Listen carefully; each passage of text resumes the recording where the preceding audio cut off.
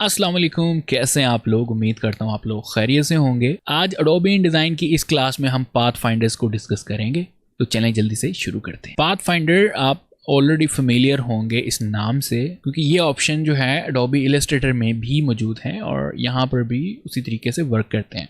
सो यहाँ पर कुछ चीज़ें साथ न्यू दी गई हैं उस पैनल के ऊपर, तो वो हम आज डिस्कस करेंगे।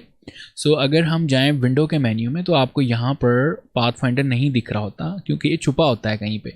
सो अगर हम ऑब्जेक्ट्स एंड लेआउट में जाएं और यहाँ पर देख सकते हैं अलाइन भी है, पाथ फाइंडर भी है और ट्रांसफॉर्म का ऑप्शन भी अवेलेबल है। सो हम यहाँ से इस वक्त पाथ फाइंडर कर रहे हैं और अलाइन जो है वो फिर हम करेंगे, ठीक है ना।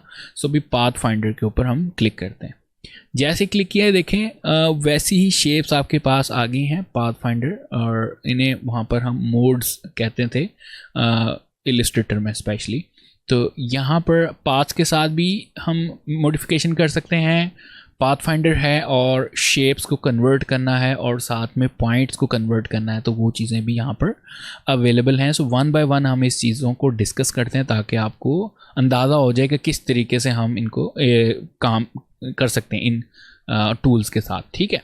तो सबसे पहले मेरे पास जो है कोई दो लाइंस ले लेते हैं। यहाँ पर लाइन टूल मौजूद है, क्लिक और ड्रैग करेंगे, ठीक है। दो लाइंस मैंने बना ली हैं, इनके दरमियान कोई कलर नहीं है इसके ऊपर, तो वो सेलेक्ट करके हम यहाँ से स्ट्रोक सेलेक्ट करेंगे और यहाँ पर क्लिक करके हम ब्लैक कलर अप्लाई कर देंगे।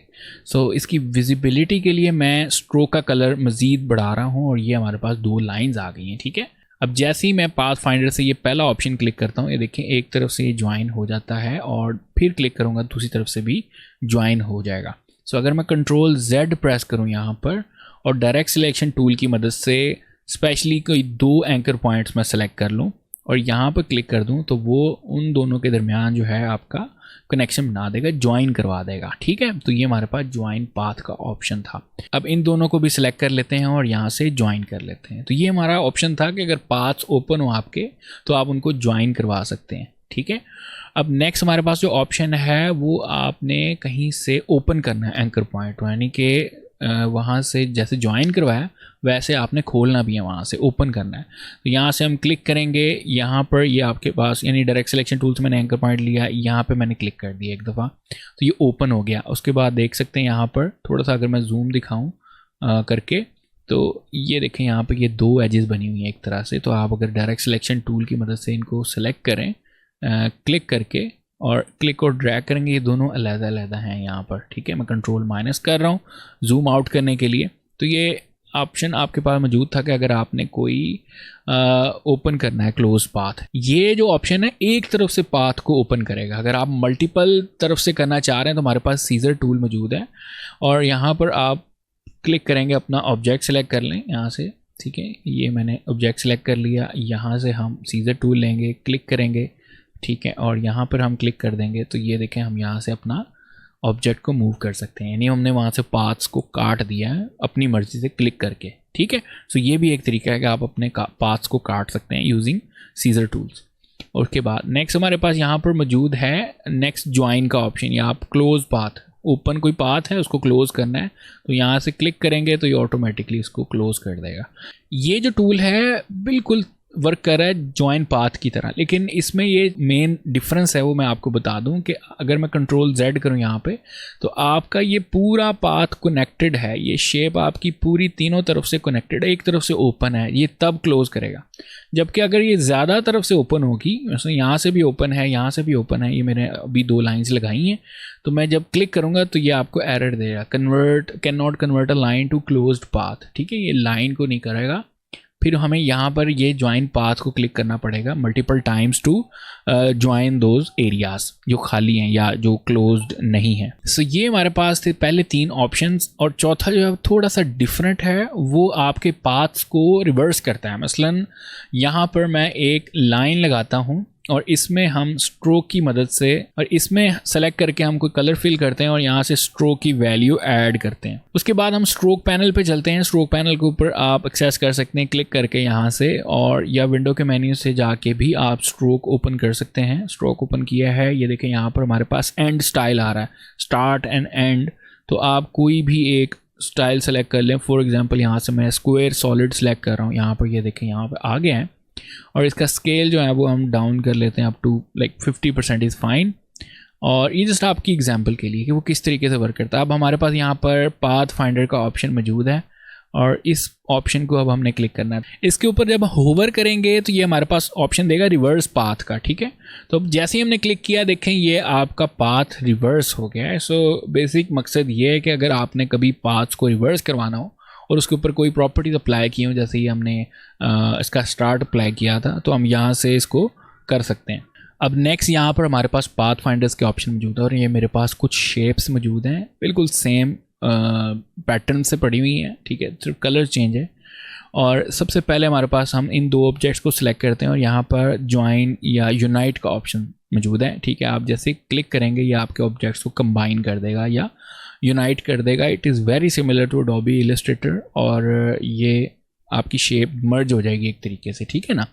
दूसरा ऑप्शन जो है आपका फ्रंट को माइनस कर देगा, आपकी शेप फ्रंट वाली वो माइनस हो जाएगी और वहाँ से वो ऑब्जेक्ट गायब हो जाएगा, ठीक है।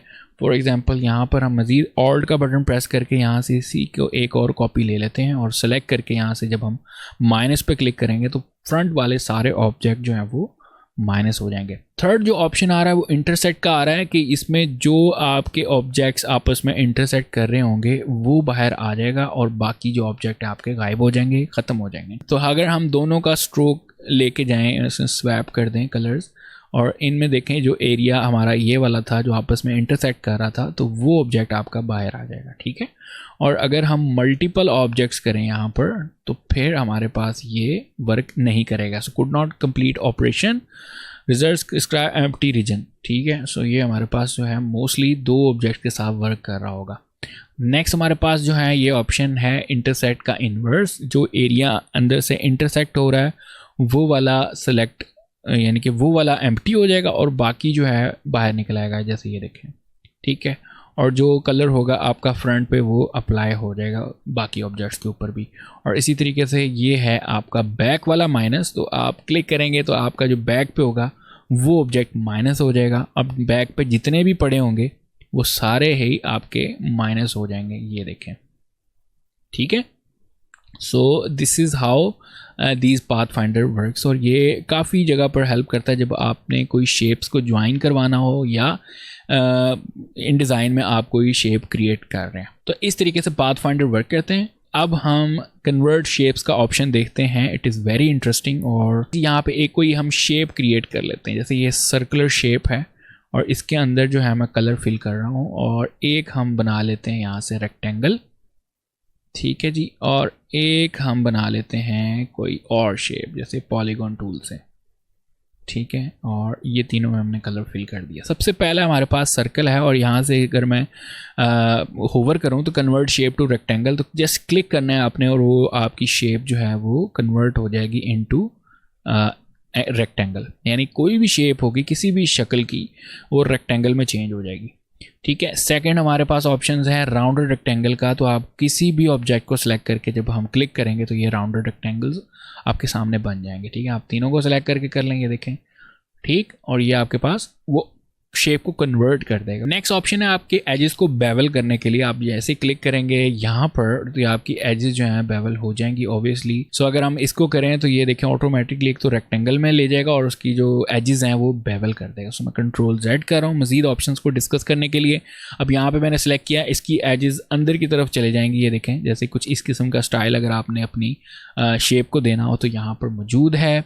नेक्स्ट हमारे पास अगर कोई रेक्टेंगल शेप है या हेक्सागोन शेप है, पेंटागोन है, कोई भी शेप है, उसको आपने सर्कुलर शेप में लेके जाना है तो यहाँ पे हम क्लिक करेंगे तो ये देखें ये आपका लिप्स बन जाएगा। इसको भी सिलेक्ट करके हम करते हैं एंड सेम जो है हमारे पास ऑप्शंस मौजूद हैं। यहाँ पर ट्रायंगल बन जाएगी, ये देखें, ठीक है। और उसके बाद ये हेक्सागोन बनाना है तो यहाँ पे क्लिक करके हम हेक्सागोन बना सकते हैं, ठीक है जी। और उसके बाद हमारे पास है कन्वर्ट टू लाइन। आपने अपनी जो कोई भी ऑब्जेक्ट सेलेक्ट किया है उसको आपने, ये मैंने आउटलाइन में चेंज किया है, जैसे क्लिक किया ये आपका ऑब्जेक्ट लाइन में चेंज हो जाएगा। और ये लास्ट वाला ऑप्शन है कि आप अपनी लाइंस को हॉरिजॉन्टली और वर्टिकली तरतीब दे सकते हैं। जो लाइन इस तरफ से आ रही है वो आपकी हॉरिजॉन्टली सेट हो जाएगी और जो इस तरफ से आ रही है वो वर्टिकली। आप सेलेक्ट करेंगे, यहाँ पे आप क्लिक करेंगे, आपको ऑटोमेटिकली अंदाज़ा हो जाएगा किस तरीके से वो जो एंगल वाइज है ना वो डायरेक्शन आपकी वर्टिकल और हॉरिजॉन्टली सेट कर देता है। सो ये हमारे पास ऑप्शंस थे कन्वर्ट शेप्स के, और ये काफ़ी सिंपल थे, लाइक ऑब्वियस हैं, आप जस्ट क्लिक करें आपकी शेप चेंज होना शुरू हो जाएगी।